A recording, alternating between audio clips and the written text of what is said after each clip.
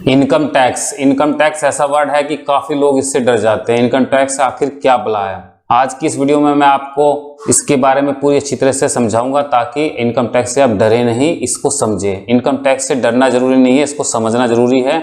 काफी लोग ऐसे हैं जो नौकरी कर रहे हैं, जिनको 4-5 साल नौकरी हो गई है, उनको इनकम टैक्स का ABCD भी नहीं आता है। वो किसी दूसरे से अपना फाइल कराते हैं इनकम टैक्स, और कभी भी आप दूसरे से फाइल कराते हैं इनकम टैक्स तो मिनिमम 500 रुपीज आपको देने होते हैं। आप किसी टैक्स एक्सपर्ट की सलाह लेते हैं, हाँ, ये आप किसी CA की सलाह लेते हैं। इस वीडियो को देखने के बाद आपको मैं CA नहीं बना दूंगा, आपको मैं टैक्स एक्सपर्ट नहीं बना दूंगा, लेकिन हाँ, इनकम टैक्स की आपको इतनी नॉलेज हो जाएगी कि आप अपना इनकम टैक्स या आप अपना फॉर्म 10 ही फाइल कर सकते हैं। किसी की आपको हेल्प की जरूरत नहीं पड़ेगी।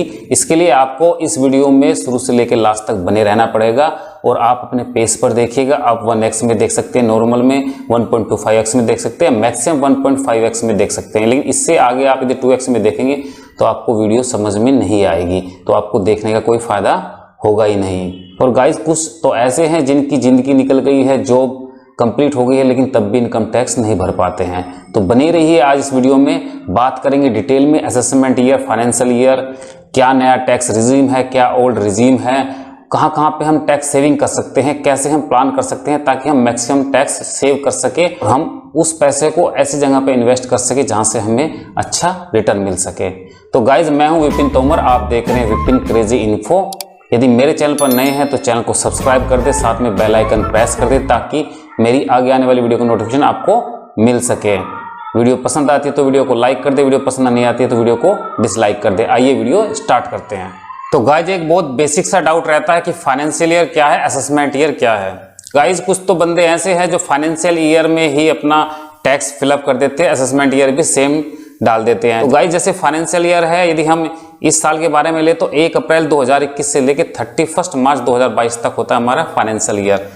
उसके बाद जिसमें हमारा टैक्स वगैरह जो भी बनता है, जो इसका असेसमेंट ईयर होता है, ये असेसमेंट ईयर होगा इसका नेक्स्ट ईयर, मतलब 1 अप्रैल 2022 से लेके 31 मार्च 2023, मतलब हमारा इस साल का जो भी टैक्स कैलकुलेट होता है वो असेसमेंट नेक्स्ट ईयर में होता है। इस साल का जो हम अपना टैक्स रिटर्न फाइल कर रहे हैं, ये असेसमेंट हमारा ईयर इस साल है, लेकिन जो हमारा प्रीवियस ईयर है हम उसका टैक्स रिटर्न फाइनल कर रहे हैं, वो हमारा फाइनेंशियल ईयर है। गाइस, इसके लिए हमें सबसे पहले अपनी सैलरी को समझना होगा। सैलरी में 3-4 कंपोनेंट मेन होते हैं, उसी के ऊपर हमारा टैक्स वगैरह के बारे में सारी कैलकुलेशन होती है। यदि हम सैलरी की बात करें तो उसमें हमारी मेन जो होती है बेसिक पे होती है, प्लस हमारा HRA होता है जो हाउस रेंट अलाउंस होता है, उसके साथ में हमारे स्पेशल अलाउंसेस होते हैं, और साथ में हमारा LT होता है। LT मतलब लीव ट्रेवल अलाउंस। ये चारों चीजें मिलकर हमारी सैलरी बनती है। तो गाइस, अभी टैक्स ऐसे कैलकुलेट होता है कि जो आपकी ग्रोस सैलरी है, इसमें से हम माइनस कर देते हैं हमारी डिडक्शन और एग्जम्पशन जो भी होते हैं। उसके बाद जो हमारी नेट इनकम निकल के आती है उस पर हमें टैक्स देना होता है। सिंपल सा फॉर्मूला ये है, या चाहे किसी की सैलरी कितनी भी आती हो, इसके अलावा कोई फॉर्मूला नहीं है।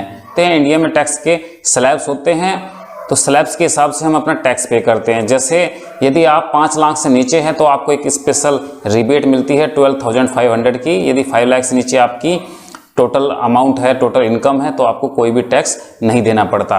उसके अलावा यदि ऊपर में है आप, तो आपको टैक्स के स्लैब होते हैं, जैसे मैं आपको अभी टैक्स के स्लैब सारे दिखा देता हूं। तो गाइस, बेसिकली समझते हैं कि टैक्स स्लैब एक्चुअली क्या है। जो पहले वाला टैक्स स्लैब है, जो ओल्ड टैक्स रिजीम है, और न्यू टैक्स रिजीम में क्या डिफरेंस है। जैसे आप यहाँ पर देख पा रहे होंगे, ये 60 से नीचे की एज वालों के लिए हैं, जो 60 से बिलो ग्रुप के हैं। ये ओल्ड वाला है हमारा एग्जिस्टिंग टैक्स रिजीम, और ये न्यू टैक्स रिजीम है। ये जो न्यू टैक्स रिजीम है ये 2021 से ही स्टार्ट हुआ है। बेसिकली इनमें डिफरेंस क्या है? डिफरेंस में बहुत मामूली सा है, सिर्फ मैथमेटिक कैलकुलेशन का डिफरेंस है। यदि आप ओल्ड टैक्स रिजीम में रहते हैं तो इसमें बोला गया है कि आपको सारे डिडक्शन यूज करने हैं, और सारे डिडक्शन यूज करने के बाद जो आपकी नेट टैक्सेबल इनकम रहेगी, जो कम रहेगी, उस पर आपको ज़्यादा टैक्स पे करना है। और जो हमारा न्यू टैक्स रिजीम है, इसमें बोला गया है कि आपको डिडक्शन कोई यूज़ नहीं करने हैं, लेकिन जो आपकी टैक्सेबल इनकम है वो ज़्यादा रहेगी, लेकिन उस पर जो आपको टैक्स है वो कम देना होगा। हम इसको ऐसे समझते हैं, जैसे आपको पता है कि 2.5 लाख पर हमारा टैक्स नील होता है, लेकिन 2.5 लाख से लेके 5 लाख तक हमारा जो टैक्स है 5% रहता है। 2.5 लाख के ऊपर जो अमाउंट होती है हमारे 12,500। लेकिन इसमें क्या है कि यदि आपकी 5 लाख से 1 रुपीज़ भी कम रहती है तो आपका जो 12,500 है, ये आपको एक रिबेट मिलती है सेक्शन 87 के अंतर्गत। तो इसमें आपको ध्यान देना है। साथ में क्या है कि यदि 5 लाख से लेकर 10 लाख तक आपकी टैक्सेबल इनकम होती है, नेट इनकम आफ्टर डिडक्शन की बात कर रहे हैं हम, तो उस पर आपको 12,500 तो आपको पहले 2.5 लाख पर लग जाता है। उसके बाद 20% है अबव 5 लाख, मतलब 1 लाख रुपीज़ इसके ऊपर लगता है। लेकिन 10 लाख तक आपको 1,12,500 आपका टैक्स लग जाता है। और यदि अबव 10 लाख आपकी सैलरी है तो 1,12,500 आपको यहाँ तक लग गया 10 तक। उसके बाद 30% लगेगा जहाँ तक भी आपकी है। तो हमारा न्यू टैक्स रजीम है, इसमें आपको जो टैक्स स्लैब इस हिसाब से दिए गए हैं कि 2.5 लाख तक आपको नील है, सेम है ओल्ड के हिसाब से। यहाँ पर इसमें 5 लाख तक भी सेम है, आपको 5% ही देना है। 5 लाख से ऊपर 7,50,000 तक आपको जो बेसिक टैक्स है 5 लाख तक वो तो सेम है ओल्ड के हिसाब से, लेकिन यहाँ पर आपको थोड़ा कम देना होगा 10% अबव 5 लाख।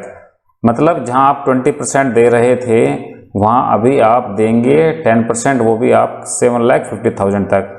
7,50,000 से लेके 10 लाख तक आप देंगे आप 15%, यहाँ पर आप दे रहे थे इसमें 20%। इसके बाद 10 लाख से लेके और 12,50,000 तक आपका 20% रहेगा। 12,50,000 से लेके 15 लाख तक आपका 25,000 रहेगा। और अबोव जो 15 लाख आपकी टोटल अमाउंट होगी उस पर आपको 1,87,500 रुपीज़ तो यहाँ तक हो जाता है 15 लाख तक। उसके बाद आप 30% देंगे। तो बेसिकली इसमें डिफरेंस यही है जो मैंने आपको पहले बताया कि ओल्ड में आपको अपने टैक्स डिडक्शन उसमें आप शो कर सकते हैं, लेकिन जो न्यू है उसमें आप कोई भी टैक्स रिबेट नहीं ले सकते, बस आपको इनकम टैक्स कम देना है अमाउंट ज़्यादा पे। लेकिन जो भी सैलरीड पर्सन है उनकी 10 लाख 11 लाख 15 लाख तक है, तो आपको ओल्ड ही मेरे हिसाब से जाना चाहिए। ओल्ड में आपको बेनिफिट है क्योंकि आप इसमें अपनी डिडक्शन शो कर सकते हैं। यदि अपना आप डिडक्शन कहीं पर भी शो नहीं करते हैं, आप टोटल कैश लेना चाहते हैं, तो उसके बाद आप उसके ऊपर इनकम टैक्स कम दे सकते हैं। इसके बाद हमारा 60+ में इसमें थोड़ा सा चेंज हो जाता है, आप इसको थोड़ा देख लीजिएगा। इसमें 3 लाख की लिमिट आती है, बाकी इसमें सब कुछ सेम है, बाकी इसमें कोई चेंज नहीं है। बस आपको यहाँ पर 50,000 का एक एक्स्ट्रा बेनिफिट मिल जाता है जो 60+ में है, उस पर 5% का बेनिफिट है। तो आप मान लीजिए आपको 2,500 का इसमें बेनिफिट मिल जाता है। और यदि आप 80+ है तो इसमें थोड़ा सा बेनिफिट है कि 5 लाख तक आपका कोई नहीं, ये भी ओल्ड में है, न्यू में नहीं है, ओल्ड में है। ओल्ड में आपको बेनिफिट मिल जाता है 12,500 रुपीज़ का। तो गाइज क्या क्या डिडक्शन हम अप्लाई कर सकते हैं जिसके बेस पे हम अपने इनकम टैक्स सेव कर सकते हैं। इसमें सबसे पहले आता है हमारा HRA, हाउस रेंट अलाउंस। ये सभी को मिलता है और जिनको मिलता है वो इसको अप्लाई कर सकते हैं, और जिनको नहीं मिलता है वो रेंट देते हैं वो भी इसको अप्लाई कर सकते हैं। और ये सबसे हमारी मेन अमाउंट होता है जो हमारे टैक्स को एकदम से कम कर देता है, हमारी जो टैक्सेबल इनकम है उसको कम कर देता है, तो हमें टैक्स भी कम देना पड़ते हैं। HRA का एक फॉर्मूला होता है, ये तो जो भी आपको HRA अमाउंट मिला है टोटल सैलरी में आप वो डिडक्शन में अप्लाई कर सकते हैं। या फिर आप मेट्रो सिटी में रहते हैं तो 50% ऑफ बेसिक, और नॉन मेट्रो सिटी में रहते हैं तो 40% ऑफ बेसिक आप अप्लाई कर सकते हैं। उसके बाद जो थर्ड रहता है इसका जो आपने टोटल रेंट दिया, जो एक्चुअल रेंट दिया है माइनस बेसिक का 10%।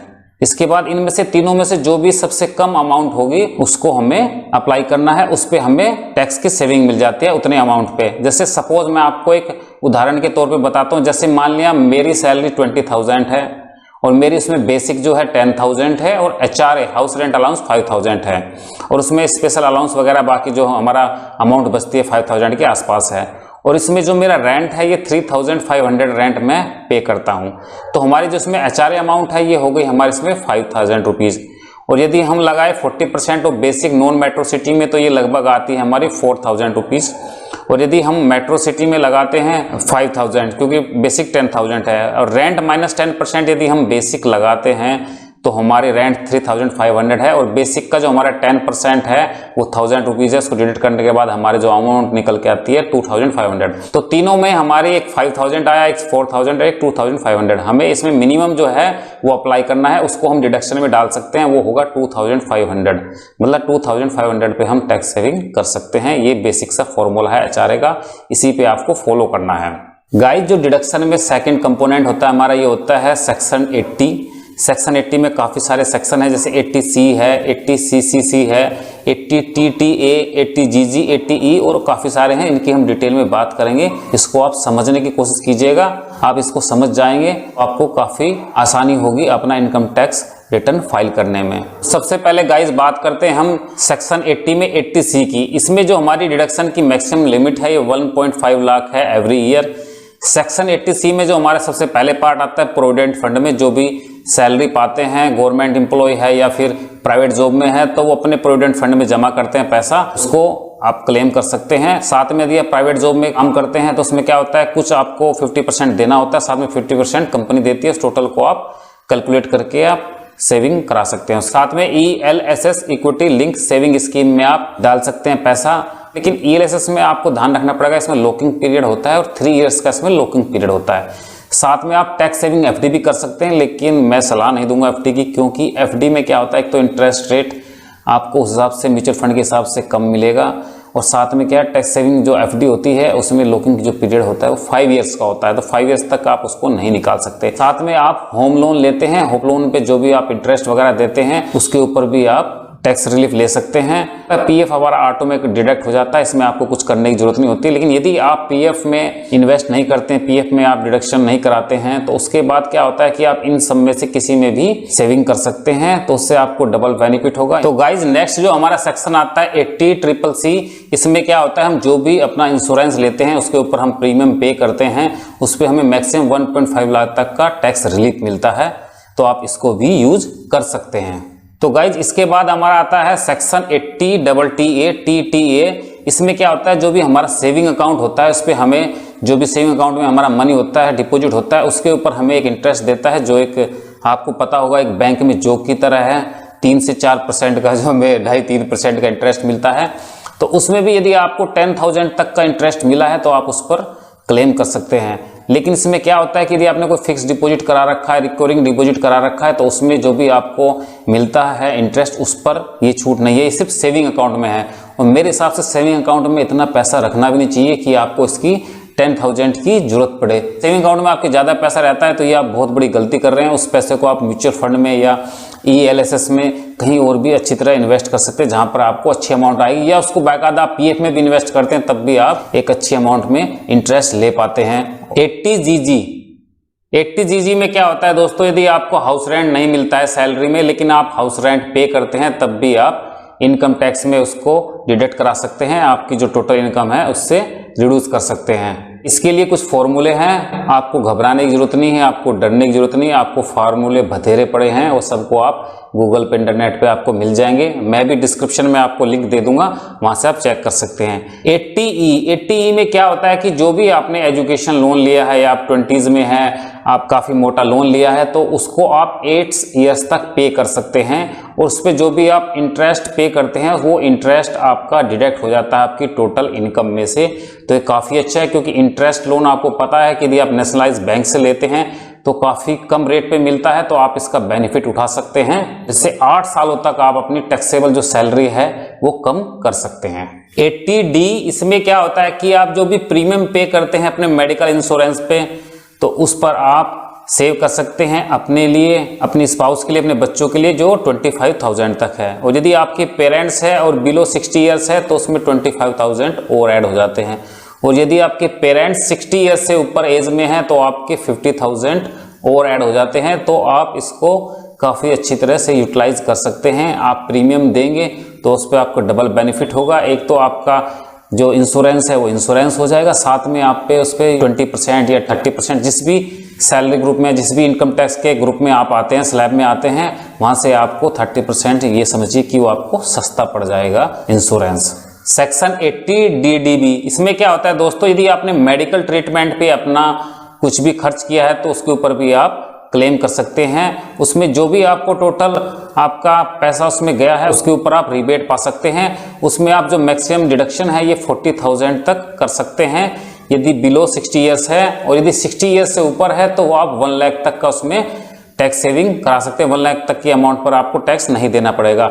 नेक्स्ट आता है हमारा सेक्शन 80U, ये डिसेबिलिटी वालों के लिए है। खुदा ना खास्ता यदि कोई डिसेबल्ड है तो उसमें क्या होता है कि यदि वो मीडियम उसकी डिसेबिलिटी है तो उसको 75,000 का टैक्स की छूट मिलती है, मतलब 75,000 रुपीज तक के जो हमारी इनकम है उस पर कोई टैक्स नहीं लगेगा। यदि जो डिसेबिलिटी है वो सीवियर है, वो 80% से मोर है, इसकी डेफिनेशन भी आप नेट पे या कहीं भी सर्च करके पढ़ लीजिएगा, ज़्यादा डिटेल में मैं इसकी डेफिनेशन आपको नहीं बताऊंगा, तो आपको 1,25,000 की टैक्स बेनिफिट इसमें मिलता है। सेक्शन 80G, इसमें यदि हमने कोई कंट्रीब्यूशन किया है चैरिटेबल ट्रस्ट वगैरह को, या इमरजेंसी फंड होता है जैसे प्राइम मिनिस्टर फंड होता है या नेशनल डिजास्टर फंड होता है, इसमें 50% और 100% जो टोटल इनकम हमने चैरिटेबल ट्रस्ट को दिया है वो डिडक्ट हो जाती है। यदि हमने चैरिटेबल ट्रस्ट को दिया है तो 50%, और यदि हमने जैसे पीएम केयर फंड में दिया है या फिर हमने नेशनल डिजास्टर फंड में दिया है तो उसमें हमारी 100% इनकम सेव हो जाती है। गाइज नेक्स्ट सेक्शन है हमारा सेक्शन 87A। 87 में क्या होता है, ये एक तरह की टैक्स रिबेट हमें दी जाती है। यदि हमारी जो टैक्सेबल इनकम है, नेट टैक्सेबल इनकम आफ्टर सारी डिडक्शन काटने के बाद हमारी 5 लाख से नीचे रहती है हमें तो एक 12,500 रुपये का टैक्स रिबेट मिलता है। 2.5 लाख से ऊपर 5% टैक्स देना होता है। 5 लाख तक जो 12,500 होता है वो हमें देना नहीं पड़ता, उसकी हमें छूट मिल जाती है। लीव ट्रेवल अलाउंस, यदि सैलरी में आप पाते हैं तो आप 4 साल में 2 बार और एवरी अल्टरनेट ईयर ले सकते हैं, और ये मैक्सिमम इंडिया के लिए है, इंडिया से बाहर के लिए नहीं मिलता है। और आप इंडिया में मैक्सिमम पोर्ट ब्लेयर तक जा सकते हैं, बाय ईयर जाएंगे आप। यदि आपकी फैमिली में 4 मेंबर है या फिर 6 मेंबर है तो उनकी एयर टिकट वगैरह आप लगा सकते हैं, उस पर आपको डिडक्शन मिल जाता है। गाइस सारे के सारे डिडक्शन इसमें मैंने आपको बता दिया है, आपको सिर्फ इसको समझना है।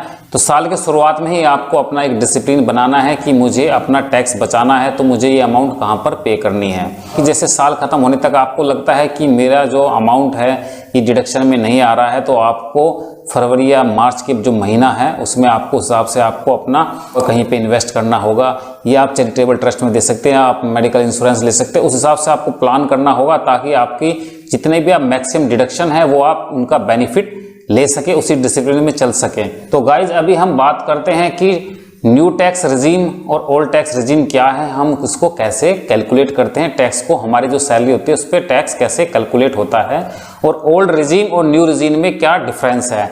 यदि मेरे वर्डिक्ट की बात करो तो हमें न्यू रिजीम में जाना ही नहीं चाहिए। क्यों नहीं जाना चाहिए, आइए अपने कंप्यूटर की स्क्रीन पर देखते हैं। अभी गाइज ये टैक्स कैलकुलेटर है, आपको ये बेसिक सा टैक्स कैलकुलेटर है हमारे न्यू वेब पोर्टल का। अदरवाइज आपको बतेरे टैक्स कैलकुलेटर मिल जाएंगे इंटरनेट पर, आप जाके कहीं भी सर्च कर सकते हैं। काफ़ी अच्छे अच्छे कैलकुलेटर दिए हुए हैं, आप उन पर जाके चेक कर लीजिएगा।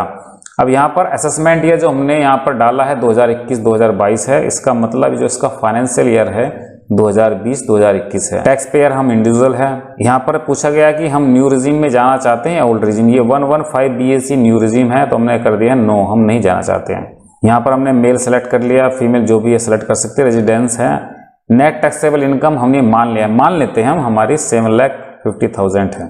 इनकम टैक्स हमें इसके ऊपर देना है 62,500 रुपीज़। हेल्थ एंड एजुकेशन से हमारा ये बैठता है, हमारा टोटल 65,000 हो गए हैं। लेकिन अब आपको पता है कि इसमें हम डिडक्शन ले सकते हैं। डिडक्शन हम क्या क्या ले सकते हैं, आपको बहुत सिंपल सा पता है। 50,000 का स्टैंडर्ड डिडक्शन मिलता है और वो सबको मिलता है, सबके लिए 50,000 का स्टैंडर्ड डिडक्शन है। हमारा क्या ये सैलरी हमारी 7 लाख हो गई। साथ में आपको पता है 1,50,000 का PF ELSS वगैरह में आप ले सकते हैं, वो आपने ले लिया है तो आपकी 2 लाख रुपए कम हो गई है, 5.5 लाख हो गई है। उसके बाद आप HRA क्लेम करते हैं, एजुकेशन का लोन है उस पर इंटरेस्ट कर सकते हैं, होम लोन पे कर सकते हैं। तो ये सारा कुछ मिला के जो आपका है ये 5 लाख से नीचे आ गया है। मान लीजिए हमारा ये आ गया है 4,50,000, हमारा हो गया है टैक्स यहाँ पर 0। मतलब 5 लाख से नीचे आते हैं हमारा 0 रहता है। आपको पता है 5 लाख कैसे लाना। इसके बाद यदि हम चाहते हैं कि हमें न्यू टैक्स रिजीम में जाना है तो हम यस कर देंगे। और यहाँ पर जो हमारी सैलरी है जो हमने पहले बताई थी 7,50,000 है, इसको यदि हम करेंगे तो हमारा देखिए टैक्स यहाँ पर हमें 39,000 टैक्स देना होगा। मतलब हर महीने 3,000 देना होगा हमें टैक्स। जरूर हम कम दे रहे हैं यहाँ पर, उसके हिसाब से यदि हमारी 5 लाख नहीं गई तब की बात है तो हम यहाँ टैक्स कम दे रहे हैं। लेकिन यदि हमारी 5 लाख से नीचे जाती है तो हमें ओल्ड में जाने में ही फायदा है। तो गाइज इससे आपको बेसिकली इसके सारे फंडे क्लियर हो गए होंगे। और आपको मैं बता दूं कि स्टैंडर्ड डिडक्शन सबको 50,000 का मिलता है, ये सबके लिए एप्लीकेबल है। साथ में आप जो आपको CA क्लेम मिलता है, चिल्ड्रन एजुकेशन क्लेम, इसके लिए भी कर सकते हैं, लेकिन इसके लिए बहुत कम अमाउंट है और ना के बराबर ही है। आपको 1,200 रुपये के हिसाब से आपको मिलेगा, तो वो कर सकते हैं। साथ में कुछ और डिडक्शन होते हैं, जैसे ड्रेस अलाउंस है। अब ड्रेस अलाउंस आपको मिलता है यदि, या आपको कुछ अलाउंस मिलता है जो आप ऑफिस जाने के लिए ड्यूटी पे यूज़ करते हैं, उसके लिए कुछ पैसे मिलते हैं आपको मेंटेनेंस के लिए, तो उसको भी आप सेव कर सकते हैं। वो सेक्शन 10 में सेव होते हैं, उसको भी आप सेव कर सकते हैं। वो आपको सारा इन्फॉर्मेशन इनकम टैक्स की वेबसाइट पे मिल जाएगी, कितना हम कैसे किस सेक्शन में सेव कर सकते हैं, वहां पर आप चेक कर सकते हैं। गाइज, आशा करता हूं कि आपको जो मैंने आज इनकम टैक्स के बारे में डिटेल जानकारी दी है तो आपके मन में इसका कोई भी डाउट नहीं रहेगा, आपको अच्छी तरह से समझ आ गया होगा और आपको सिर्फ इसको समझने की जरूरत ही है। आप यदि इसको अच्छी तरह समझ गए हैं तो आप इसको और डिसिप्लिन वे में प्लान कीजिएगा टैक्स अपना सेविंग करने के लिए, और बिल्कुल लीगल तरीके से आपका टैक्स काफ़ी अच्छी तरह सेव हो जाएगा। यदि वीडियो आपको अच्छी लगी है तो वीडियो को लाइक कर दीजिएगा, वीडियो अच्छी नहीं लगी तो वीडियो को डिसलाइक कर दीजिएगा। मैं कोई टैक्स एक्सपर्ट नहीं हूं, मैं कोई सीए नहीं हूं, मैं वही बता रहा हूं जो मैंने सीखा है, जो मुझे खुद आता है। यदि कहीं पर मैंने गलतियां कर दी है तो आप कमेंट सेक्शन में राइट कर दीजिएगा ताकि मैं उसको आगे सुधार सकूं। आपको कुछ डाउट भी रहते हैं तो वो भी आप कमेंट सेक्शन में लिख दीजिएगा, मैं कोशिश करूंगा उनको क्लियर करने की।